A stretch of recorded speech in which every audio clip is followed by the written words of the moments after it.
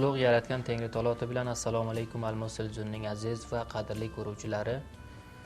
Bu hafta dasturimizga xush kelibsizlar. Men Abdurroziq Turksuy har doimgidek sizlarga turk o'zbek ziyolilarini tanishtirib kelmoqdaman. Bu hafta navbat yetib keldi. Kobul bilim yurti Ravonshunoslik fakultasining ustozlaridan biri Ustod Xayriddin Xayrxo. Ustod Xayrxo bo'ladimi aziz ko'ruvchilarga o'zingizni tanishtirsangiz? Assalomu alaykum va rahmatullohi va barakatuh. Aziz ko'ruvchilar, men Xayriddin Xayrxo bo'laman. Taxor viloyatidan, Dashtqal'a tumanidan va fe'langa qismaki Turksuy aytdi. Ravonshunoslik fakultasiga ustodman. Juda yaxshi ustoz. Bo'ladimi ilk davr, maktab, o'rta davr va lisa davrida undan keyin qaysi bo'limga siz tahsil qilganingizdan aziz ko'ruvchilarga aytib bersangiz? Birinchidan men aytmoqchim kerakki, men ko'p kichkina edim, o'zidan 4 yashar edim. Mulloni oldiga dars o'qiganman. O'sha zamonda Qur'onni ham 5 yasharligimga o'qib bitirdim. Keyin ko'p aloqam bor edi shu sohada, chun u zamonlarda maktab bor edi, agar bo'lsa ham ko'p har kim ham bormas edi, chun bizda oilamiz ham bir kishilar eki, hammasi savodsiz kishilardanda. Aloqasi uncha maktabga yo'q edi. Keyin men bordim nimaga, mulloni oldida Qur'oni Karimni xalos qildim, 4 kitob o'qidim, Xo'ja Hofiz o'qidim. Undan nari aloqa topdim. Men aytdimki, shu Qur'oni Karimni hifz qilsam. Keyin 12 yasharlikka shu mullalarda bu masjidga dars o'qidim. 12 yashardan so'ra boshladim hifzga. Hifzga boshladim. 16 oy deganida Qur'oni Karimni bitirdim, hifzini bitirdim. Ondan sonra bordim madrasada, Darul Ulum Qo'riq degan bir Darul Ulum bor, albatta Taxor viloyatiga, Xo'jag'or tumanida. U yerda bu madrasa rasmiy edi, davlat oldida. Men keyin 6-sinfga o'rga nima qildim? Imtihon berdim, albatta liyoqat imtihonini o'tkazdirdim. Undan nari 6-sinfga kirdim. Keyin to 11-sinfgacha men o'rga o'qidim. Ondan sonra taliblar kelib qoldi. Taliblar keldi, hamma yer suqut edi va mardumlar ham qilolmas edi bu mintaqaga zindalik qilsa. Keyin biz muhojir desakda, muhojir bo'ldik Dashtqal'a o'zimiz tumanimizda. O'rga borgandan sonra keyin bir seporcha shu maktabdan zamoni kelib gardakana yaxshiroq bo'ldi, u taliblar ketib qoldi. Keyin seporcha qildim bu madrasadan va maktab Dashtqal'aga. Dashtqal'a lisasidan keyin men farogh bo'ldim 1377-yilga. Ondan sonra keyin bir 4 yilma ko'proq men muallim edim. Dashtqal'aga muallim bo'ldim. Albatta muallimlik zamonimda ham avval muallim bo'lganimga 1-sinfga muallim bo'ldim, usulli sinfi deydi. Ko'p kichkina bolalar edi. U kishilar bilan ko'p albatta yaxshi axloq qilibdim ekanda. Ko'proq aloqalari bor ediki, men bilalariga bo'lsam va ustozlar ham va mudiri madrasa, maktab ham aloqa oldiki, men shu sinfoy avvalga dars bersam.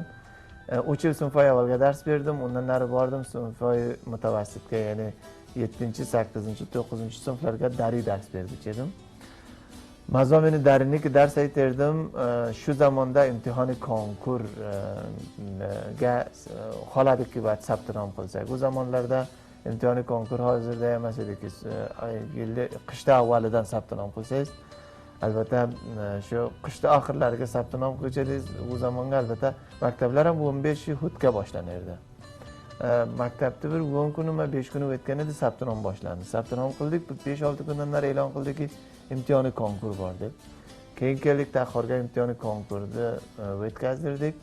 Undan nari shu fakultaga birinchi intixobim ham shariat edi, ikkinchisi ham shariat Balx edi, uchinchisi shu fakultaga Ravonshunoslik fe'lan o zamonga bir ta'lim-tarbiya edi. Shunga keyin men 200 259 numra olib bunga chiqdim. Albatta u zamonda 259 numra huquqqa ham chiqqan ekan, ammo mening intixobimga yo'q edi. Keyin shunga chiqdim ekan va shuni dars o'qidim. Vaqtiki buni dars o'qib bitirdim. Eng bir menga ko'p bu xotira hech vaqtdan esimdan chiqmaydi. Birinchi mazmun imtihoni nima keldi-da, bespisat deymiz. Shunday bir imtihon keldi. Shu imtihonga men imtihon berdim, 2 numra oldim. 20 dan 2 numraga oldim. Ko'p menga bu narsa botdi va xohladimki pantinda qaybarsam, bir do'stim shu yerga topildi, aytdiki, bu birinchi imtihon, sen bayat yana nima qilgin.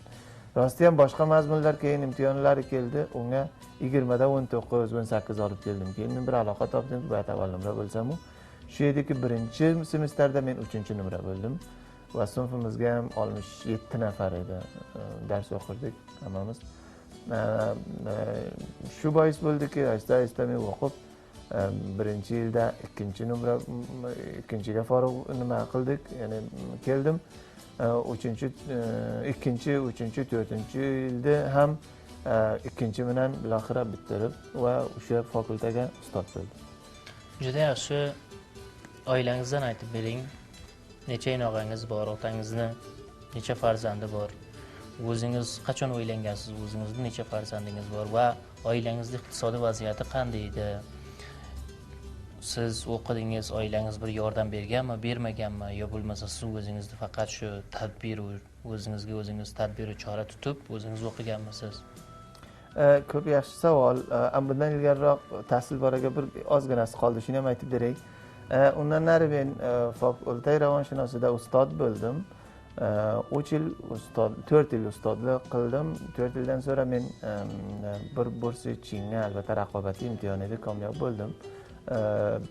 Kamyob bo'lgandan nari ketdim Chinga va u yerdan masterligimni clinical psychology yo albatta sog'lik, ravoniy lihozdan sog'lik ravonshunosini oldim. Keyin buni ham 2 yilga bitirib keldim. Hozirga ham o'sha yerga ustodman va ayni zamonda mutolaa sulh munozaani ham albatta sulh bir ko'p muhim narsa. Shuning uchun ham shuni mas'uli bo'lib kelyapman. Va nimaga oilani irtibotida daqqan sizlar bilasizlarki, Afg'onistonda ko'proq kishilar faqir mardumlardir. Bizning oilamiz ham voqean ham ilmiy lihozdan ko'p faqir kishilar va ham moddiy lihozdan faqir kishilardan bir oiladanman. Bizning oilamizga birinchi suvatni egasi bo'lgan kishi menman. Undan so'ra keyin mendan keyin har kim kelgan, men uni ko'shiq qilganmanki, suvat o'rgansalar. Oilamizda biz 8 nimamiz, bolamiz, bir ota, bir ona, 10 kishimiz. Albatta 4 ta o'g'il bola va 4 ta ham qiz bola. Bularni jumlasidan faqat bittamiz akam bo'ladi, u kishi suvatsiz va boshqa hammasi alhamdulillah lisans, men o'zim masterlik olganman, boshqalar lisans bo'lib kelyapti. Inshaalloh umidvorman yaxshi bo'lsam. Keldim o'z shaxsiy bir nimada holatda men mutaahhilman. Men albatta 19 yashar edimki uylandim. 5 ta bolam bor va Pantunda hamki 4 ta bolam bor ediki, 3 ta bolam bor ediki Pantunda boshladim. Va Pantunda zamonida undan ilgari ham meni otam kam-kam iqtisodiy lihozdan yordamlagan, ammo yodimga keladiki, Qur'oni Karimni hifz qilgandan so'ra men ko'mak qilganman otamga, ammo otam menga 1 rupiya berib kelgan emas. Va buni bir zaman shikoyat holatida ham aytmayman, ammo iftixor bir holatda aytamanki, ko'shish qilganmanki, men otamga, onamga va uyga bir og'ir bo'lmay kelgan bo'lsam, shunga ko'p ko'shish qilganman. Ammo Pantun zamonida meni sharik izimdaligim, ya'ni xotinim albatta meni ko'p ko'mak qilib kelgan. U kishi ham nima bo'lgan, ya'ni maktab o'qirdi. Men Pantunga kelgan zamonda u sinfi 9 edi. Va ayni zamonda u zamonga bilasizki, ko'p o'qigan kishilar ko'p emas edi, ajir ustod bo'lishadi, muallim bo'lishadilar. Bu muallimi ajir edi. 3,5 ming, 4 ming maosh olardi, bundan hatman 2 mingni menga berardi. Ya'ni men 4 yil Pantunda agar ko'p sodiqona aytsam, oilamni puli bilan, ya'ni xotinimni puli bilan o'qigan bir kishiman. Undan narigi yerdan forig' bo'ldim, keyin asta-asta ikkovimiz ko'shish qildik, gardakani iqtisodni yaxshi qilsak va shu shakl bilan haligacha zindalik qilib kelyaptik. Hozirgacha u kishi muallim. Juda yaxshi. Aziz va qadrli ko'ruvchilar, Xayrixo janoblari bilan so'zimiz davomi bor. Qisqa tanaffusdan so'ng biz bilan bo'ling.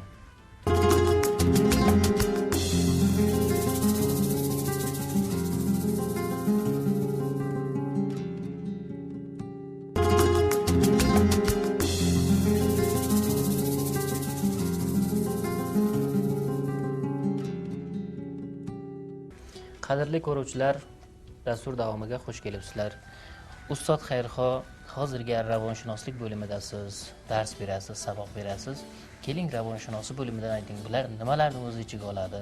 Insonni tarbiyalash uchun nima rollari bor? Ravonshunosi bir qismiki otidan ham ma'lum, bu inglizchaga shu psychology deydi va ya arabchaga ham ilmun nafs deydi. Ko'proq ravondan bahs qiladi. Ravon bu ma'nodaki, ya'ni insonlarni ko'rasiz biron holatlarga holati oddiysini qo'llan beradi. Ya masalan ko'p xushhol bo'lib qoladi va ko'p ham xafa bo'lib qoladi. Shuni illatlari nimada? Nima uchun xushhol bo'ladi? Nima uchun xafa bo'ladi? Oya shu xushhol bo'lishlik, xursand bo'lishlik va ya shu xafa bo'lib qolishlik bir oddiy holatmi yo g'ayrioddiy holatmi yo ham shunga buni besabab bo'ldimi, sababli bo'ldimi, shu narsalardan bahs qiladi. Agar sababli bo'lsa, inson holati oddiy. Masalan, sizni bitta ta'riflaydi va bir sizga bir silsila imkoniyat beradi, izzat beradi, maqom beradi. U holatga ko'p xushhol bo'lasiz, xursand bo'lasiz. Ma'lumdor bu holati oddiydir va har inson ham bunday narsa biladi. Ammo bir vaqt beduni mujib, masalan, insonlar bir kulib ketaveradi, xushhalligini ehsos qiladi, yana bilintiradi. Bunday bir holat voqean g'ayrioddiy bir narsa bo'lmoqchi. Shu narsalardan nima qiladi? Ayni shaklda bir silsila insonlar bor, asabiy bo'lib qoladi, ko'p xafa bo'lib qoladi, birontani ustiga ochlanadi va bu narsani ham nima qiladi? Bu surati kulli ravonshunosi raftoriy lihozdan, amalkardiy lihozdan, aksal amaliki masalan o'zidan yo'l qo'yadi. Shu narsalardan bahs qilib kelgan bir ilm. Bu ilm ko'p katta bir ilm, ko'p shoxalari bor, ammo ko'proq muhim shuki, Afg'onistonda fe'langa ko'p jiddiy bir shakli shuki, faqat nima insonlar Afg'onistonda 3 qarindan ozroq urushni o'tkazdirgan va buni ko'plarcha ta'siroti ba'di bor shu insonlarga qo'yilgan. Buning uchun shu narsalar ko'proq bahs bo'ladi. Juda yaxshi. Endi Afg'oniston bo'yicha urushdan qolgan qutganlari ko'proq bahs bo'ladi. Endi ravonshunoslik eng yaxshi bir bo'lim, insonda ham xo'shlik va ham qayg'u alamini tekshirib o'tadi. Endi bir insonki tirikchiligini yaxshi qilmoq bo'lsa, buni ravonshunoslik bo'limidan qanday bir ta'rif qilasiz? Bir inson har doim o'ziga tavajjuh qilsa, o'zini yaxshi o'stirasa, bundan aziz ko'ruvchilarga aytsang. Qarang, ravonshunoslik lihozdan insonlar, hech bir inson albatta iste'dodsiz emas. Hatman iste'dod bor. Bir iste'dodlar bor, bir sohaga xosga iste'dodi bor, bir iste'dodliga bor, bir sohaga nima iste'dodi bor. Ammo insonlar voqean mutafovit. Bir iste'dodlar borki hadafsiz zindalik qiladi. Bir iste'dodlar borki har yo'lidagi boradi, necha hadafni o'z yo'liga qo'yadi, undan har qaysini ya'ni qadam qo'yib o'tib ketaveradi. Voqean insonlar ko'proq bu lihozlardan mutafovitdir. Past inson o'sha kishilarki ko'proq o'ziga mutavajjih, barnomalari bor, o'z yaxshi zindaligiga fikr qiladi, qaysi yo'llar borki buni yaxshi zindaliklarini barobar qiladi, unga ko'proq tavajjuh qiladi, daqiqan u insonlar solim bo'ladi. Qarang, ko'p kishilar borki, masalan, yigit bo'lgan kishi, ammo bir tezodini ko'rasiz, hanuz ham otalarining ustiga tavon bo'ladi, hanuz ham otalariga ya'ni muhtoj bo'ladi, yo boshqa bir do'stiga muhtoj bo'ladi, o'z tasmimi qoti o'ziga yo'q, o'zining tasmimini ola olmaydi, barnomasizlik bilan masalan yashaydi. Daqiqan bu kishilar voqean nimalari bor, ya'ni mushkil ravonilari bor. Insonhoy mutahidni aytadiki, uch sifati bor. Insonhoy muvaffaqdir. Ustun bo'layotgan kishilarda 3 sifati bo'ladi. Birinchi shuki hadafi bo'ladi. Har bir yerda hadaf bilan yashaydi. Ikkinchisi buki hadafini ta'qib qiladi.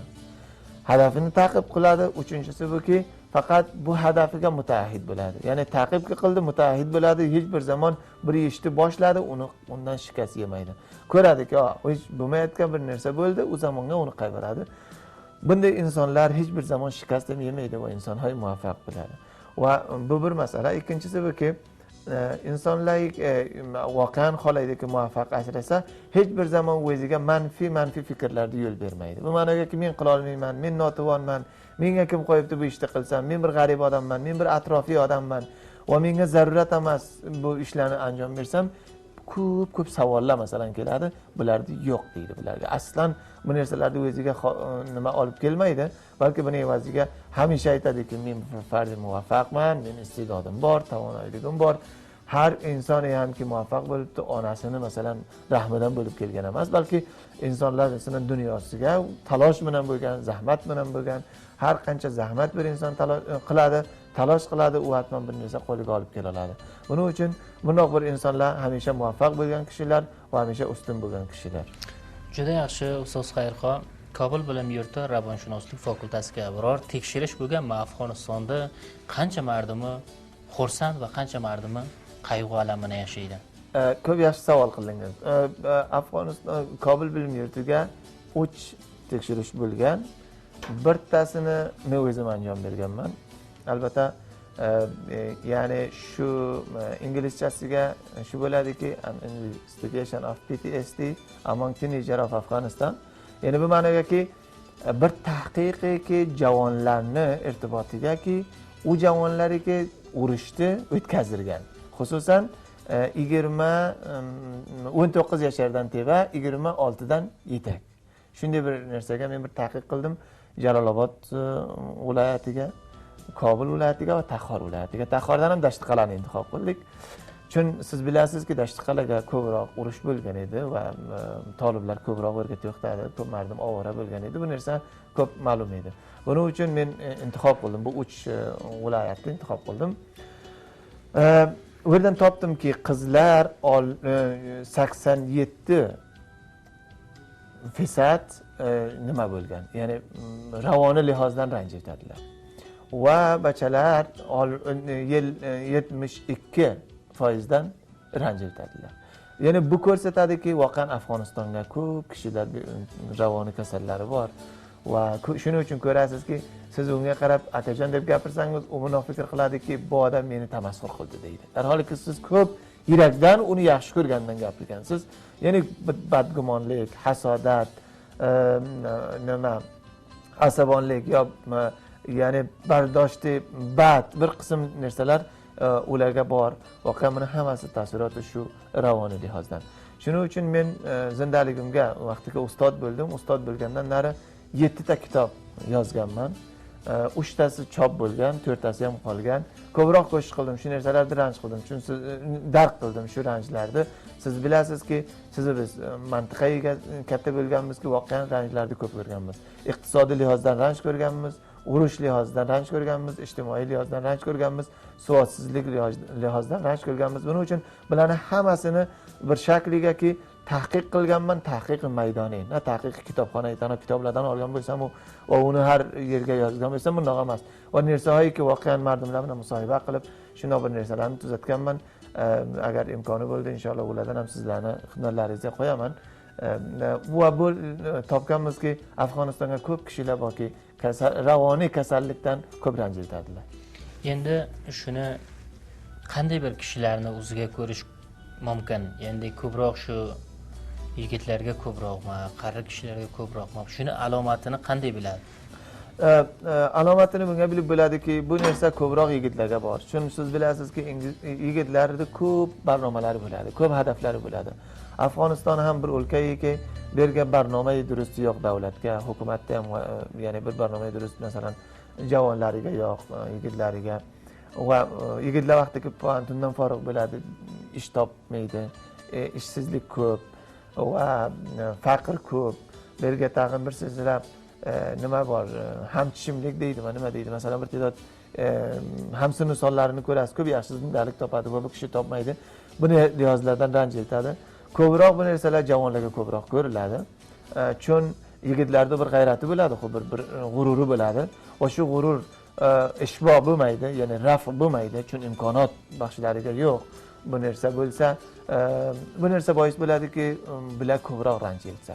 Ammo kattakon kishilarga ham bor albatta, masalan, o'rta yosh kishilar 40 yashar, 45 yashar, 50 yashar kishilarga ham bor.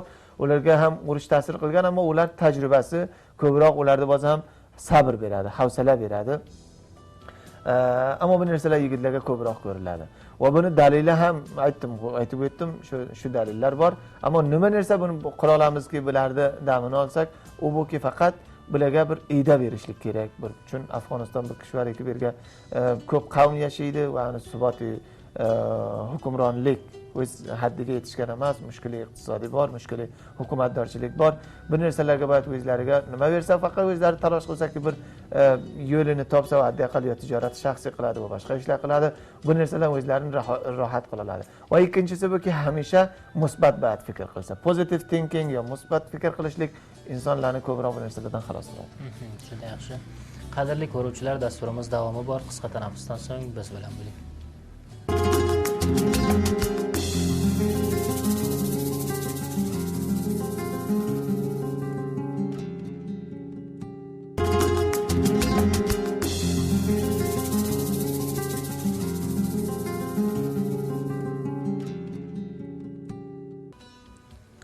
Qadrli ko'ruvchilar, dastur davomiga xush kelibsizlar. Ustoz, kelaylik endi ravonshunoslik bo'limidan o'taylik. Sizni eng sevgan narsangiz nima?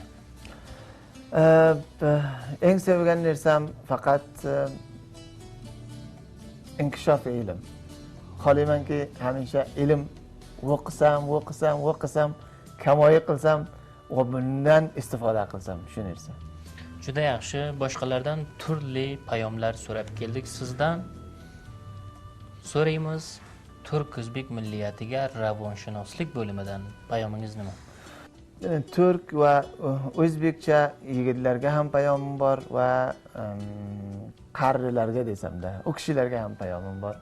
Yigitlarga payomim shuki, hamisha ko'shish qilsinlarki, ya'ni o'rgansinlar. Dars o'qisin va yaxshi axloqni inoqalarini o'rtasiga istifoda qilsin. Qarang, kinoya, bad aytishlik har yerga, har kimga muyassar. Ammo bir dehqonga ham muyassar. Va bir odami, masalan, tahsilkordaga ham muyassar. Ammo narsaki insonni arzishini tep olib ketadi u axloq.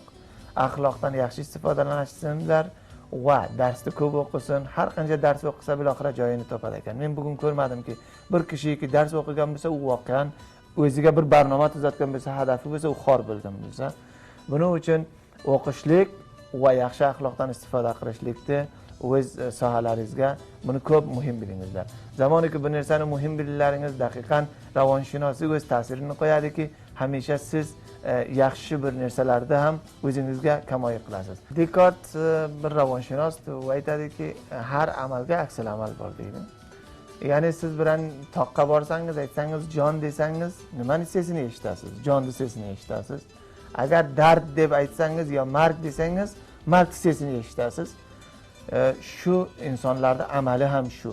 Agar birtaga aka dedingiz, uka dedingiz, opa dedingiz, singil dedingiz, ya'ni har bir narsa yaxshi so'zdan agar istifoda qilsangiz, siz intizoringiz ham shu bo'lsinki, u kishi yaxshi so'z bilan sizga aytadi. Agar unga bir laqabi bad bilan, yaxshi yomon bir so'z bilan agar u kishi bilan siz muxotab qaror berib so'zlasangiz, endi daqiqan intizori shuni ham qilingki, sizga ehtirom bo'lmaydi va ehtiromlar o'rtadan ketadi. Buning uchun meni aytishligim shuki, inog'alarim, xususan yigitlar bu narsani o'zlariga yaxshi ulgu qaror bersin va yaxshi axloqdan istifoda qilsin. Hech bir tane ko'shish qilmasinki, shaxsiyatiga sadama vorid qilsa. Bir so'z bu. Ikkinchisi so'zim buki, ko'shish qilingizlarki, jamiyaga o'zlaringizni joygohlaringizni topingizlar. Ko'shish qilmangizlarki, bir kishi degani joygosini sizlar olsalaringiz. Bu ma'nodaki yaxshi axloqdan istifoda qilsalaringiz, ilmdan istifoda qilsalaringiz, tavonoylik, iste'dodlaringizdan istifoda qilsalaringiz, daqiqan intizor tortingizlarki, sizlar jamiyaga joyga topasizlar va jamiya o'zlari sizlarni ayqiraydi, aytadi, keling bergan. Agar aytsangizki, siz faloni aka ukangizni u yoqqa qilib uni joyiga kelaman desangiz, bir narsaga kelib ham bo'lmaydi, inson ko'p absurda bo'ladi, ravoniy kasallarga giriftor bo'ladi. Bu javonlarga albatta. Qari kishilarga buki javon va nimalarda yosh yigitlarni ko'proq ko'shish qilsinlarki, kalalarini siypasin va bularni tashviq qilsin, yaxshi yo'llarga boshqarsin. Har zaman bu yo'llarga boshqardi, daqiqan kattalarga ehtirom bo'ladi va kattalar hech bir zaman ehtiromsiz bo'lmaydi va bu narsa bois bo'ladiki, jamiyamiz inkishof qilsa va biz ham bir millatdek boshqa millatlarki jahonga qancha bola inkishof qilibdi, buncha bola texnologiyaga yetishibdi, ulardek zindalik qilsak. Ko'ring, Afg'onistonga faqat xudxo'rliklar bizni bu holatga yetkazdiribdiki, hanuz biz qarni fikr qilamizki, hanuz qarni habdaga zindalik qilsak, darholiki boshqalar qarni 21-ga zindalik qiladi va ko'rasiz, texnologiya, asl texnologiyada hamma mardum ma'rifatga yetishibdi, biz hanuz ham intihor, infijor bu narsalardan ranjitamiz. Buni hammasi buki biz hanuz o'z insoniyatimizga ahamiyat bergan yo'qmiz. Bunga baho berishliklaringizni istayman. Tashakkur. Juda yaxshi ustoz, shu bolalarni tarbiyalash uchun nima yo'llarni ko'zga tutish kerak? Bolalarni tarbiyalashlik uchun 4 narsani men aytib o'taman, chun qisqagina barnomamiz ham fikr qilaman, ozdi vaqti. Birinchida buki bolalar namuna oladi, ya'ni ulgu oladi. Ota-ona ko'shish qilsinki, bolalarni ko'zicha axloqidan, ya'ni barxurdidan istifoda qilmasinki, xushunat bo'lsa yo bad narsani o'rgatayotgan bo'lsa. Ikkinchisi buki hamisha bolalarni yaxshi gapirib o'tsin. Ya'ni bu ma'noga sen qilolmaysan, sen devonasan, sen notuvonsang, sen ahmoqsan. Ba'zi kalimat borki, siz bizlarni kattalarimiz istifoda qiladi. Bu narsalardan istifoda qilmasin. Uchinchisiki buki hamisha bolalarni qo'lidan tutib o'rgatsinki, nima ishda nima qilsin anjom bersa. Chunki ular bilmaydi-da. Bir poki bor va hanuz zihnlari pok, misliki jonlar aytadi, zihnlari misli lavhi safeddek, oq lavhalardek pok deydi. Buning uchun ularni qo'lidan tutib o'rganishligi kerak. To'rtinchisi ham buki, yigitlarni ko'proq shu bolalarni ko'proq ko'shish qilsinki, o'z iste'dodiga qarab ish buyursin. Masalan, bir 5 yashar bola qilolmaydi-ki, bir 10 yashar bolani ishini qilolsa, siz bizlarga tomoni ko'proq ko'shish qilamiz, bunga zulm qilamiz. Chun savodsizlikda arzish bermaymiz, fikr qilamizki, bu ishni qila oladi, o'zimiz o'sha ishni qila olamiz, u ham qila oladi deymiz. Darholiki u qila olmaydi. Buning uchun har zaman bu narsalar haqqi ado bo'ldi, bolalar yaxshi tarbiya olinadi va yaxshi narsa ham bo'ladi va ko'proq ham ko'shish qilsinki, o'zlari bilan bolalarni olib yursin, chunki o'zlari bir ishdan anjom beradi, bolalarga amr qilmaydi, ammo bolalar namuna oladi, o'sha yaxshi ishlarni ijro qilib ketadi. Juda yaxshi. Ustoz Xayrxo, Almos televizioni Oydin yuzlar xotira daftari bo'ladimi? Bu xotira daftarimizga qiziq bir xotirangizni yozsangiz. Bo'ladi.